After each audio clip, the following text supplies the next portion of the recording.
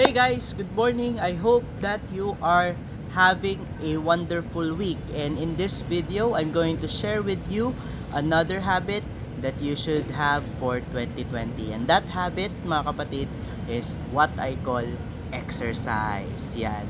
Alam nyo po, marami ngayon ang mga gym na talagang punong-puno. Maraming mga gym na kung saan sila ay putok na putok sa dami ng mga nagre-register at nagtatry ng kanilang mga facilities in order for them to maintain their New Year's resolution at saka magbalik alindog program. But you know, the sad reality is that yung mga nag-register ng January, almost 60 to 80% of them will be gone by June. Ibig sabihin, napakalakas talaga ng benta ng mga gym ng January, maraming mga bagong reservations, but come by June ay wala na sila halos because they weren't able to maintain their commitment in their physical health.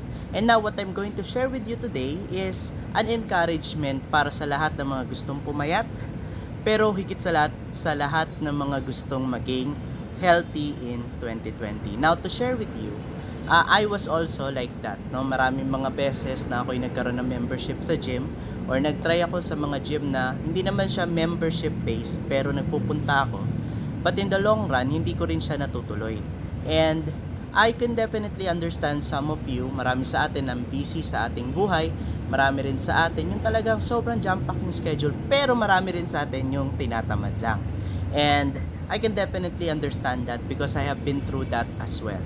Now, what I'm about to share with you is a very personal story. Na-share ko na to ilang beses, pero I know that it's worth repeating kasi it's something that woke me up, naging woke ako. No, not only in political matters but also in an important matter, and that is to really take care of our bodies. So, if you can remember, I had a testimony in my Facebook that I was diagnosed with type 2 diabetes last year. Actually, it came back dahil 6 years ago, if I'm not mistaken, I was also diagnosed of the same. And I took medications, and then after that, sabi ng aking doctor is magbantay lang ako sa aking kinakain. And of course, you know us, tayo mga Pilipino, mahilig tayong kumain, and most of us talaga, kapag sinabing bantay mo lang kinakain mo, akala mo binabantayan mo, hindi naman pala. So last year while I was praying, I was led by the Lord to really take a look at my body even after several pagalit ng aking mga kamag-anak na magpa-check up, hindi talaga ako nakikinig. But there was this one time na talagang naisip ko, Lord, kailangan ko na yata talaga magpatingin. Si Lord yung naglagay ng impression sa aking puso. And I found out that I am a diabetic on very dangerous levels. And when I encountered that, I was depressed for a time kasi nga naiisip ko, bakit ganun? Ba't ganito nangyari sa akin to? I was even serving the Lord, and I even questioned the will of God for my life. The will ba ni Lord na magkasakit lang ako?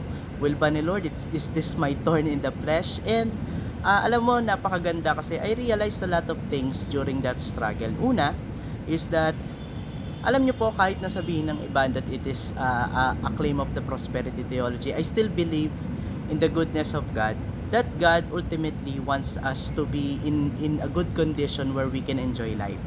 Kasi alam nyo po, a lot of us na-embrace natin yung poverty mindset, and a lot of us have forgotten how good God is. Now, I'm not discounting the trials, the persecutions that every Christian must face, and even the promise of God na hindi naman lahat talaga makukuha mo rito sa mundong ito. It will be given to us in eternity. I'm not discounting any of that. And I'm also not in favor of the prosperity theology na kung saan kukunin mo na lahat ng mga promise ni Lord. Dito pa lang that you will get healthy, wealthy, and happy only in this life. Kasi kung dito lang yan, and yun lang yung pinangahawakan mo, then ang pangit ng buhay mo. Kasi if this is all the luxuries that you want in the world, then it's going to be in vain kasi mauubos lahat ng to eh. So the best wealth, health, and happiness that you can gain is when you go to the Lord in His presence in heaven. That is only redeemable when you go and meet with Him in heaven with the presence of God our Lord. Alright? So now that's being may disclaimer na tayo dyan kasi baka mamaya may mga manonood sabi, prosperity theology ito si Kuya Dos. No, I'm against prosperity theology. I'm against false preachers that preaches a different kind of gospel. So, anyways, going back to my issue today, it's about taking care of our body. Alam niyo po, sabi ni Lord, ang impression na binigay sa akin ni Lord is that I never wanted you to get that sickness. You have to understand kung bakit ka nagkaroon ng sakit. And I tried to take a look back at my life, and I understood na kaya pala ako nagkaroon ng ganung sakit is because I wasn't taking care of my body. What I'm doing is I'm actually destroying my body every day by eating a lot of foods, by not exercising, by living a sedentary lifestyle. And what I realized is the Lord was teaching me about this wonderful fruit of the Spirit, and that fruit of the Spirit is the fruit of self-control. Alright? So, medyo maaraw na, no? Kaya, medyo bibilisan ko na. So, I learned to fast more. I learned to exercise more. I learned to diet more. And after 6 months, I was normal again, but I'm still taking some medications. And what I gained from all of these experiences is the power of self-discipline, especially when taking care of your health. Now, it's very important, alam niyo kung bakit? Una, it's because we are called to be stewards of everything that God has given us. When we talk about stewardship, madalas ang pinag-uusapan natin dyan pera. Pero you have to understand that your body is also a steward. Is also something that the Lord has given you. The Lord has given us this body. Hindi mo man gusto yung itsura ng mukha mo, ito yung binigay sa iyo ng Diyos, at ito yung dapat mong pagyamanin, ito yung dapat mong palaguin, at ito yung dapat mong ingatan. So that's number 1. Number 2 is that our uniqueness and everything that we are going to be used by God in this earth so that the gospel can be preached throughout the whole world, and so that the end will come. But you cannot be an effective minister of the gospel kung hindi ka na makagalaw. Alright? Your testimony will speak a lot about your faith. Alright? Especially if you're calling to the Lord when you're sick. Even if alam mo yun, ang ganda rin na testimony, yung mga tipong yung mga nabulag pero hindi nila gusto na magkaroon sila ng paningin kasi sabi nila, I can worship more. No, that's very good.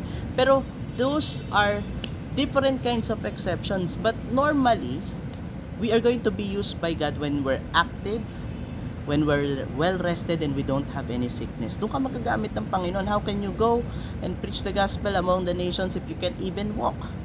Alright, how can you give your tithes and offering? Alright, how can you give an offering so that other missionaries can go and preach the gospel if you can? How can you be excellent at work? Be someone that can support the kingdom through his finances if you are financing yourself through your medicine. So that's the second thing, all right? And then number 3, it's for the people that God has given you, no? If you're given a family, a wife, a daughter, a kid, a son, your health is your best gift to them, because your presence is the best gift that you can give your family. Kasi magbigay ka man ng pera kung wala ka na, mag-iwan ka man ng pera kung wala ka na, there will be a lot of things that you will be missed, and there are a lot of things that you will not be able to share with them if you are already sick. So mga kapatid, as I end this video, I pray that in 2020 you are able to take care of your body. So how can you do that? No, code red tayo. Una, rest. Kailangan matulog kasi maraming mga sakit na nakukuha ng mga taong puyat. Number 2 is exercise. Alright, it has to be done frequently. You can, alam mo, hindi mo kailangan mag-gym. You can walk 30 minutes a day. That's fine. You start with that, and then after that you move into a higher level of exercising. And then number 3 is diet. Red yun, red kasi importante, red. Rest, exercise, and diet. Kasi alam nyo po, yung nilalagay natin sa katawan natin, yun din ang importanteng makita natin. Alam nyo po, mga bawal dyan, sugar and salt, those are not really healthy on our bodies, so minimize that. Alright, so yun lang po ang aking video. So meron na tayong habit of reading, meron na tayong habit of exercising, and then later on I'm going to talk to you about another habit that we should have in 2020, so you will have a 2020 vision for what God has in store for your life. Yun lang po, maraming salamat, and God bless you all. Bye!